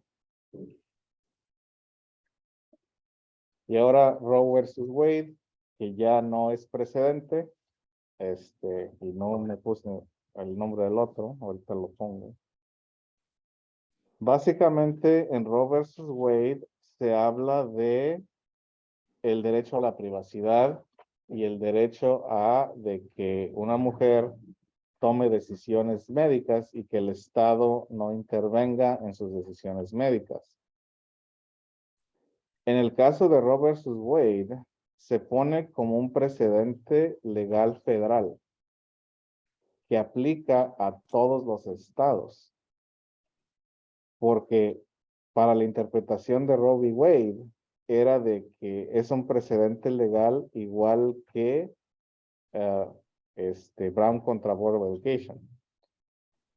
De que si la Corte Suprema lo aplica, aplica para todos. Ahora, en el caso nuevo, la Corte actual determinó que no es del fuero federal, sino del fuero local. Básicamente que el Estado puede tener limitaciones o restricciones en el aborto, pero puede variar de estado a estado.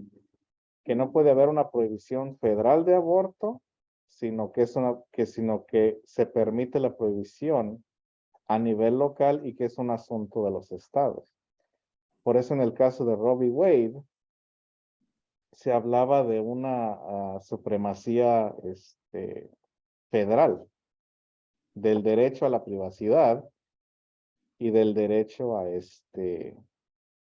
al aborto a nivel federal sin ningún bloque.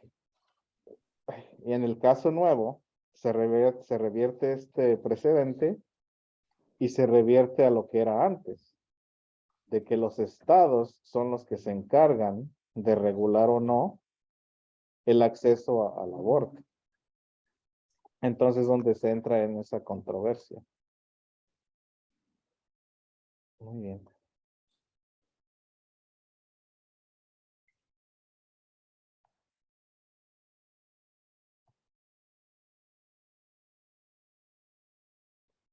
Igual se habla de la viabilidad. Si hablamos de que ya el feto es viable fuera del útero, ya entonces las restricciones al aborto pues son mayores a cuando todavía no hay viabilidad, que es básicamente antes del tercer semestre. Ahora bien, es donde el gobierno federal básicamente se está involucrando, o el gobierno estatal se está involucrando desde el punto de vista de esta demanda en decisiones médicas de una mujer. Entonces, para los jueces, en el caso Roe v. Wade, aplica en la cuarta enmienda, por lo tanto es federal. Para el caso actual con Alito, él determina de que es un asunto de la novena enmienda, de la 10ª enmienda, y que por lo tanto es cuestión de cada estado. Entonces, el precedente de Roe se revertió a lo que era antes, que básicamente cada estado regulaba el derecho. Ahora de que si traen o que si quieren hacerlo ilegal a nivel federal, esa sería una demanda nueva. O posiblemente una enmienda a la Constitución. Pero básicamente el propósito original de Roe v. Wade era ese: privacidad y derecho a accesar o a tener decisiones médicas independientes del gobierno. Roe v. Wade también se utilizó como precedente para lo de la eutanasia en ciertos casos, en ciertos estados. O sea, como lo estamos discutiendo, o sea, el precedente se utiliza en casos parecidos.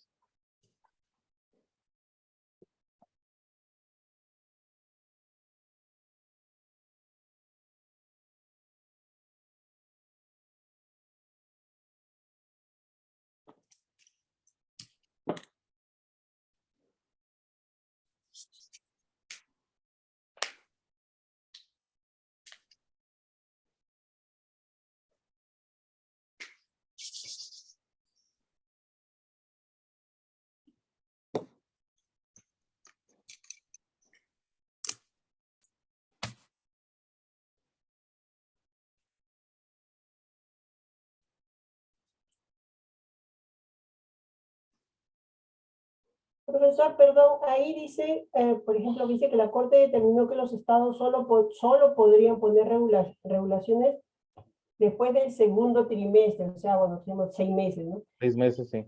y derechos fetales después del tercer trimestre. O sea, O sea, el ya al derecho final, a nacer, el derecho a al nacer. nacer, sí. Ajá.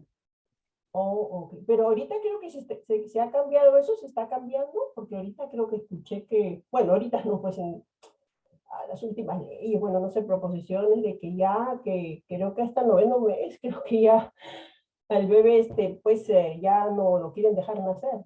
No, eso es propaganda. Eso es propaganda política. Oh, ok, ay, sí, Sí, porque ahí pues, ok, profesor, muchas gracias. sí, no, sí, o sea, eso es propaganda. La realidad es de que no. Si el feto es viable, no ya no se puede nada más abortar así porque sí. Igual ya el tercer trimestre, pues sí, ya estamos hablando de nacimiento. O sea, ya el feto al nacer se convierte en bebé y respira por sí mismo. Las restricciones existen, por ejemplo, cuando se entra en casos médicos donde el feto pierde la vida dentro de la matriz o donde hay defectos genéticos tan graves que básicamente al nacer el feto va a morir. Entonces, esos son los casos médicos donde se puede utilizar un aborto ya tardío. Pero si el feto está saludable y ya está a punto de nacer, no se autoriza el aborto en ese punto. Eso es propaganda. Básicamente el aborto, sin necesidad de evaluación médica, es hasta el primer trimestre nada más. Porque ya pasando ahí, ya empieza a haber cuestión de viabilidad. Y ya cuando se hablan de complicaciones en el embarazo, donde se tiene que hacer un aborto tardío porque el feto ya está causando básicamente la destrucción del cuerpo de la madre, entonces ya eso es otro asunto. Pero no es de que una mujer ya tiene 9 meses y va a parir mañana y resulta que quiere abortar ahorita, no, eso no es cierto. Eso no es cierto. ¿Ya le puedo cambiar? Sí. Ya se acabó. Dejen paso, lista. Sí, maestro. Muy bien, pues continuamos. La siguiente es Nixon contra Estados Unidos. Básicamente, Richard Nixon, cuando era presidente, estaba asociado con un grupo de personas que se llamaba CREEP o Comité para Reelegir el Presidente. Entonces, 4 miembros de ese grupo entraron al Hotel Watergate para básicamente robar información del Partido Demócrata, de la campaña demócrata. Nixon trató de encubrir el crimen y por tratar de encubrir ese crimen, pues se le llevó a juicio político y se le encontró culpable. Pero él, para evitar una expulsión, mejor renunció. Después su vicepresidente Gerald Ford le hizo un perdón. Nixon alegó de que lo que hace el presidente por definición no es ilegal. Pero la Corte Suprema determina que no en caso de seguridad nacional. Entonces, no lo que haga un presidente quiere decir que deje de ser ilegal. Ahora hay tecnicismos como el fuero. Aquí en Estados Unidos también hay fuero para ciertos cargos políticos. En el caso de Nixon, pues él era todavía presidente. Entonces, supuestamente no se le podía adjudicar ciertos crímenes. La Corte Suprema decide que no es así. De que no se puede invocar el privilegio judicial, el privilegio ejecutivo, perdón, para encubrir un crimen. Hoy en día lo estamos viendo con Donald Trump, de que él invocaba supuestamente el privilegio ejecutivo para encubrir ciertas acciones, pero no aplica. Entonces, básicamente lo que está pasando ahorita, pues tiene precedente Nixon contra Estados Unidos. El problema es que Nixon contra Estados Unidos, pues tampoco se aplica muy bien que digamos, o sea, sigue habiendo secretos, sigue habiendo crímenes de administraciones que simplemente se esconden, se siguen escondiendo con el pretexto, como les digo, de seguridad nacional. En este caso, pues no había mucha excusa dentro de ese rubro de seguridad nacional, pero aún así se sigue escondiendo. En el caso de Obama, los ataques con drones. En el caso de Bush, los crímenes de guerra en Irak. En el caso de Bill Clinton con Mónica Lewinsky. En el caso de Ronald Reagan con el escándalo de Irán Contra. O sea que los presidentes siguen cometiendo crímenes. El problema es de que no se les hace nada. Ahora en el caso de Trump, porque él no es parte del club, pues sí le están echando tierra, porque pues de que cometió crímenes, igual que los otros. Pero como no lo quieren por vulgar y por bocón, sí le echan tierra. Pero todos tienen todos tienen cola que les pisen. Ya aparezco el chapulín volteando los dichos.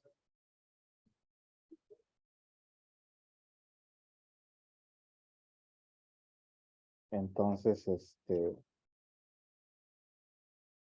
no porque sea el presidente quiere decir que lo que haga deja de ser ilegal. Si el presidente comete una falta, esa falta sigue existiendo.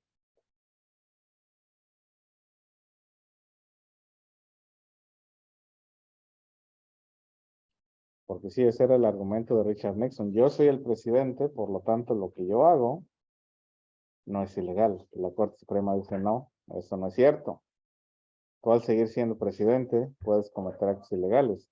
Y por eso, en el artículo primero, sección 6, si mal no recuerdo, creo que sí estoy recordando mal, dice que el presidente se le puede expulsar por altos crímenes. Y pues este es un alto crimen. No se puede utilizar la oficina del presidente para beneficio político propio. Que es lo que también hizo Trump con Ucrania.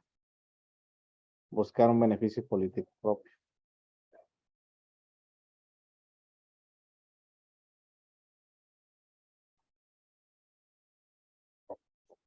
Y a la persona que lo acusó, básicamente también lo corrieron de su puesto. Él era Bittman era un inmigrante de Ucrania que llegó pues, a los altos rangos militares y él estaba presente durante esa llamada y pues básicamente le avisó al Departamento de Justicia de lo que estaba pasando, de la extorsión. Y el papá de él estaba preocupado porque en uno de los testimonios que hizo ante el Congreso decía que su papá estaba preocupado y el señor le decía a su papá, no, pues que Estados Unidos no era como Ucrania o como Rusia, que no lo iban a desaparecer. No lo desaparecieron, pero sí lo destituyeron de su cargo, sí lo despidieron, sí lo hicieron la vida de cuadritos. Así que la corrupción, como les digo, es algo universal. Pero bueno.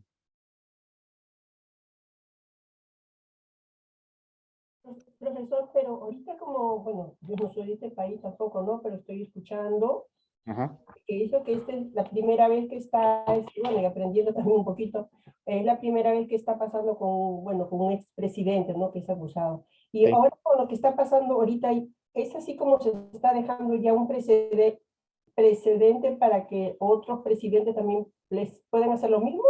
Básicamente. Es que es donde les digo que la ley no se aplica de manera uniforme, porque eso le hubiera también pasado a Richard Nixon. O sea, Richard Nixon fue culpable de un crimen. Nada más que el presidente Gerald Ford lo perdonó. En el caso de Trump, Biden no lo ha perdonado. Por eso se continúa el proceso judicial. El precedente sí de que se sigue con un expresidente y básicamente pues castigarlo por los crímenes que cometió antes de ser presidente y durante la presidencia. Entonces sí se está creando un precedente, pero no es un precedente nuevo, porque en el caso de Nixon contra Estados Unidos ya se estaba discutiendo precisamente eso, de que si un presidente puede ser responsable por acciones ilegales hechas durante la presidencia, y la Corte Suprema dijo que sí. En el caso de Trump, no hay quien lo perdone. En el caso de Richard Nixon, pues fue su vicepresidente Gerald Ford el que le dio el perdón. Si no, también hubiera pasado lo mismo. Ya después de haber dejado de ser presidente, hubiera tenido cargos penales. O sea que en sí lo que le pasa a Trump no es que sea sin precedentes, simplemente que en los años 70 se evitó mediante el perdón del presidente Ford. Pero en realidad ya esto había ocurrido con Richard Nixon. Ok, profesor. Gracias. Sí. ¿Alguna otra pregunta o comentario?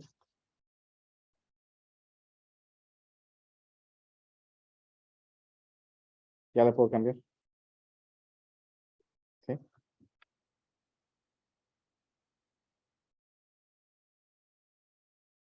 Y luego tenemos Texas contra Johnson. Y en Texas contra Johnson se discute lo que es lo que puede ser ofensivo, pero no ilegal. Entonces en Texas había una ley que prohibía la quema de banderas. Y Johnson incendió una bandera para protestar a la administración de Reagan. Y lo arrestaron por haber quemado una bandera. Entonces, pues este caso llegó a la Corte Suprema y la Corte Suprema determinó que el quemar una bandera está protegido por la primera enmienda. De que como la bandera es un símbolo del gobierno de Estados Unidos y se estaba protestando al gobierno de Estados Unidos y la primera enmienda permite que se proteste al gobierno de Estados Unidos, el quemar una bandera no puede ser ilegal. Aunque sea ofensiva, aunque la gente se ofenda, no puede ser ilegal. O sea, y tiene que ser su bandera, o sea, no puede ir al City Hall y quemarla del City Hall, eso es vandalismo, no. Que él compra una bandera y quema su bandera, es completamente legal.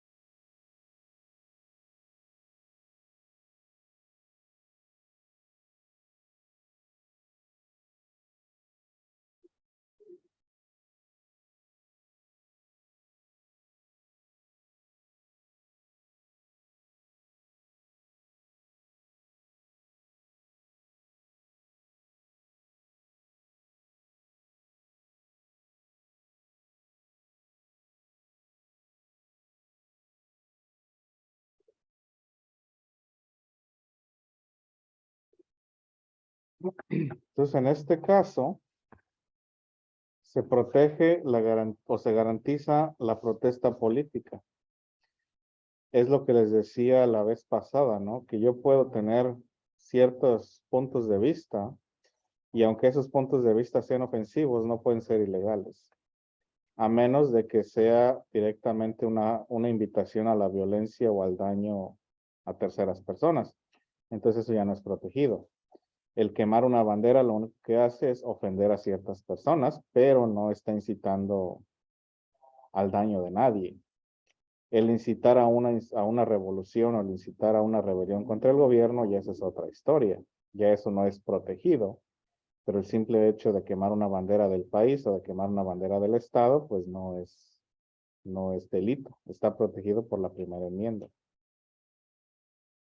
Hay otro caso bueno, hay varios casos que no incluí. El otro caso que tiene que ver con esto, que es más o menos también de este tiempo, es el de Flint contra Estados Unidos. En el caso de Flint contra Estados Unidos, se habla de la obscenidad y si el gobierno tiene la capacidad de regular lo que es obsceno y lo que no es obsceno. Eso se ata al de MAP contra Ohio, o sea, de la obscenidad, de qué es obsceno. Entonces, en MAP contra Ohio, como les decía, era ilegal distribuir material obsceno por correo. Larry Flint, para los que no sepan, era una persona que tenía una revista para adultos, para hombres, que era muchísimo más explícita que Playboy. Entonces, él tenía suscripciones y mandaba las revistas por correo. Entonces, en la administración de Ronald Reagan, pues vieron una oportunidad para llevarlo a juicio, en ese caso. Porque básicamente también durante el tiempo de Ronald Reagan había muchas cruzadas morales. Entonces, supuestamente hicieron el material para adultos explícito ilegal y que muchísimo menos se podía distribuir por correo por los otros casos que les decía. Entonces, Larry Flint pues llevó a corte al gobierno y básicamente la Corte Suprema determinó que el gobierno federal no podía regular lo que era moral o lo que no era moral. La decisión dice que no te puedo dar la definición de lo que es, pero puedo identificarlo al verlo.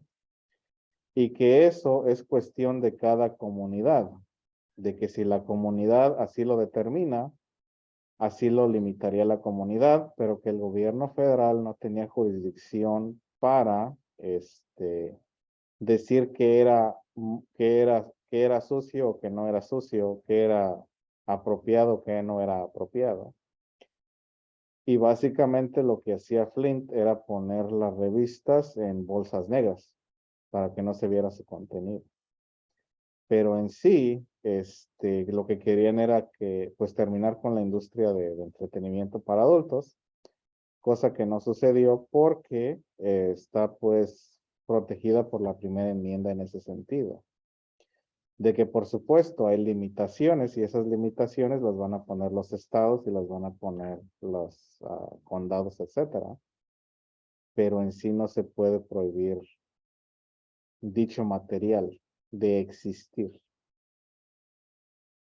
Entonces, esa es otra de los precedentes. En cuanto a la primera enmienda también se trata, ¿no? De que el gobierno no puede prohibir que existe ese tipo de material, donde sí lo que puede prohibir es la participación de menores, la participación forzada, la trata de blancas, eso sí no. La extorsión con ese tipo de material, eso sí no. Pero si un adulto consciente de edad lo hace, no tiene absolutamente el gobierno no tiene absolutamente ningún derecho a intervenir. Y ya es cuestión entonces de la comunidad de ponerse de acuerdo y decir, quizás en esta jurisdicción sí, quizás en esta jurisdicción no, con ciertos límites. Porque también estamos hablando del derecho de un adulto a consumir media. Y a un menor, pues sí, al menor se le van a poner más límites, al adulto no tanto. Preguntas, comentarios.